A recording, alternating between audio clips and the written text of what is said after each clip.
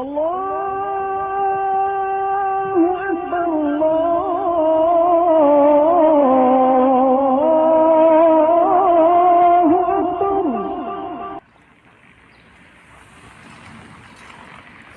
আলাইকুম ৰহমতুল্লাহি ওবৰাকাতুহু। দোস্তෝ আশা কৰোঁ আপোনালোক সকলোৱে ভালে আছে। ইনশাআল্লাহ আল্লাহৰ ৰহমতত আপোনালোকৰ দুৱাত মই ভালো আছোঁ। মই আজি আপোনালোকক জিয়াৰত কৰাবলৈ ওলাইছোঁ আল-মাদিনা মিউজিয়াম বা আল-হেজাজ ৰেলৱে মিউজিয়াম বুলি কোৱা হয়, যিটো আছে অল্ড হেজাজ ৰেলৱে ষ্টেচনৰ ভিতৰত অৱস্থিত।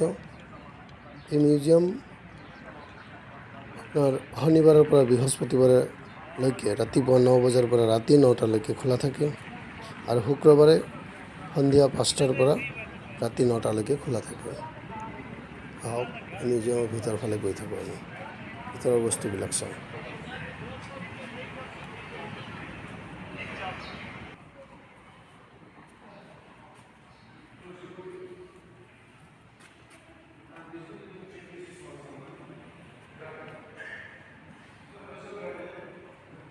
এই ঐতিহাসিক অটোমান ৰেলৱে ষ্টেচনটো মদিনাত অৱস্থিত। দ্য হেজাজ ৰেলৱে মিউজিয়ামখন 2006 চনত ৰাইজৰ বাবে খুলি দিয়া হয়। ইয়াত মুঠ 14টা ডাঙৰ ডাঙৰ হল আছে। ইয়াত চাবলগীয়া বহুতো পুৰণি অস্ত্ৰ শস্ত্ৰ ও পুৰণা ফটো মজুত আছে, যাৰ দ্বাৰা প্ৰমাণ পোৱা যায় যে সেই দেশ বা অঞ্চলসমূহ অতীতৰ পৰাই বহুতো ধনী আছিল। হুজুৰ সাল্লাল্লাহু আলাইহি সাল্লামৰ ৰিলেটেড বহুতো বস্তু এই মিউজিয়ামত চাবলৈ পোৱা যায়। এই মিউজিয়াম চোৱাসকলে ইছলামিক হিষ্টৰী জানিবলৈ পায়। মিউজিয়ামত থকা বস্তুসমূহৰ দ্বাৰা ইছলামৰ আগৰ আৰু পাছৰ বহুতো হিষ্টৰী জানিব পৰা যায়। এয়া হৈছে পুৰণা মদিনাৰ এক ছবি, এক দৃশ্য। মিউজিয়াম কিছুসকলে যথেষ্ট ভাল পায়, যিহেতু তাত বহুতো পুৰণা বস্তু চাব পৰা যায়। সাধাৰণতে সকলো মানুহে মিউজিয়াম ভাল নাপায়, কাৰণ একো তেনেকুৱা ইণ্টাৰেষ্টিং বস্তু নাই। কিন্তু যিসকলে অতীত জানিব বিচাৰে বা আগৰ কেনেকুৱা কালচাৰ আছিল, কেনেকুৱা বস্তু ব্যৱহাৰ কৰা হৈছিল, এই বস্তুবোৰ জানিব বিচাৰে বা পুৰণা ফটোবোৰ চাব বিচাৰে, এনেকুৱা মানুহৰ কাৰণে নিশ্চয় গুৰুত্বপূৰ্ণ এপিছ'ড এইটো। কাৰণ মদিনাত এই মিউজিয়ামত নবী সাল্লাল্লাহু আলাইহি সাল্লামৰ জমানাত ব্যৱহাৰ হোৱা পাথৰ, গ্ৰাইণ্ডাৰ বা হাথিয়াৰ, বিভিন্ন বস্তু ইয়াত আছে। আপোনালোকে ক্ৰমান্বয়ে চাই থাকক, শেষলৈকে চালে নিশ্চয় গম পাব যে এই মিউজিয়াম এক চাবলগীয়া মিউজিয়াম। চাই থাকক শেষলৈকে। আৰু যদি ভিডিঅ'টো ভাল লাগে, আশা কৰোঁ আপোনালোকে লাইক কৰিব, চেনেলটো ছাবস্ক্ৰাইব কৰিব। আপোনালোকৰ এটা লাইক আমাক আৰু বেছি ভালকৈ কাম কৰাৰ কাৰণে উৎসাহ যোগায়। গতিকে দয়া কৰি আমাৰ ভিডিঅ' লাইক কৰিব, ছাবস্ক্ৰাইব কৰিব আৰু অন্য চোৱাৰ কাৰণে শ্বেয়াৰ কৰি সহায় কৰি দিব ইনশাআল্লাহ।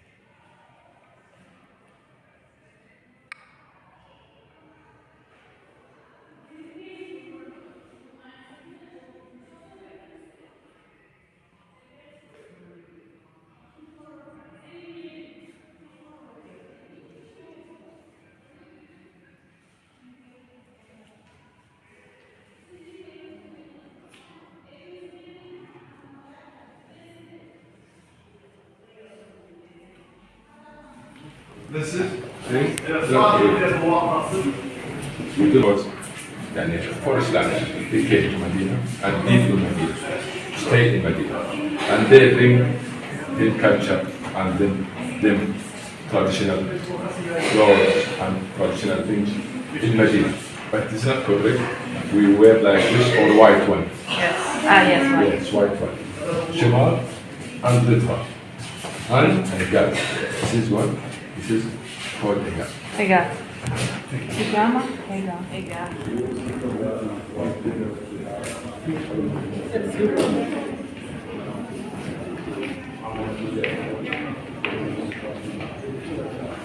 Devam ediyoruz. Bakanlar devam ediyor.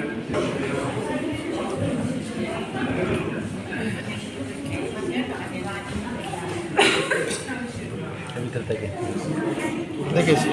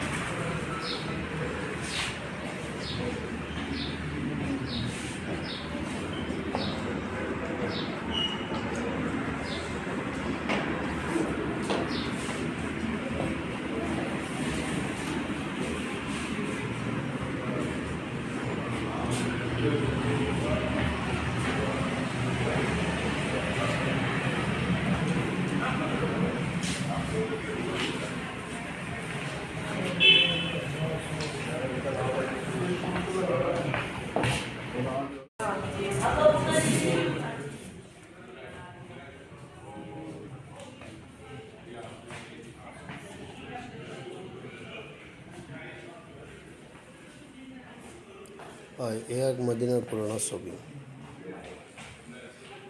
আমি চাই আছো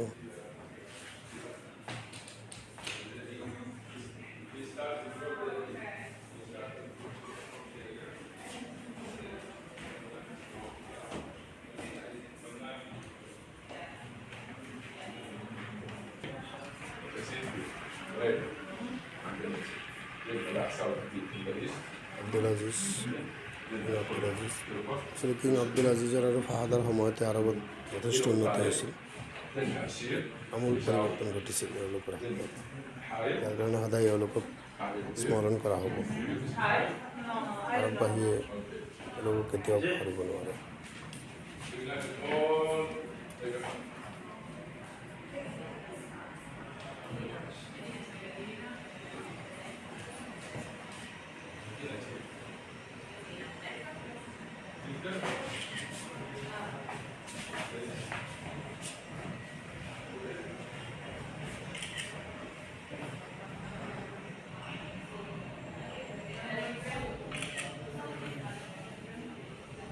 লাগাইতেছি